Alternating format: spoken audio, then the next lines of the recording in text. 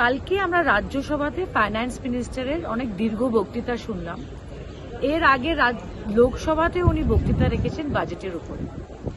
দেশের স্বরাষ্ট্রমন্ত্রী বাংলার কথা বলেছেন রাজ্যসভাতে, কিন্তু অত্যন্ত দুঃখের ব্যাপার যে দাবিটা আমাদের মাননীয় সাংসদ এবং national general secretary Abhishek Bandyopadhyay 140 দিন থেকে চাইছেন যে একটা হোয়াইট পেপারের মাধ্যমে বাংলার মানুষকে জানিয়ে দিন যে আপনারা কত টাকা দিয়েছেন। 100 ডেজ জব হোক, আবাস যোজনা হোক, 2021-এর পরে 1 পয়সাও ভারত সরকার বাংলার সরকারকে দেয়নি। এটা অত্যন্ত দুঃখজনক ঘটনা যে দেশের ফাইন্যান্স মিনিস্টার, হোম মিনিস্টার এত লম্বা লম্বা বক্তৃতা দিচ্ছে, কিন্তু 140 দিন থেকে আপনারা একটা হোয়াইট পেপার দিয়ে বাংলার মানুষকে বলতে পারছেন না যে কত টাকা দিয়েছেন।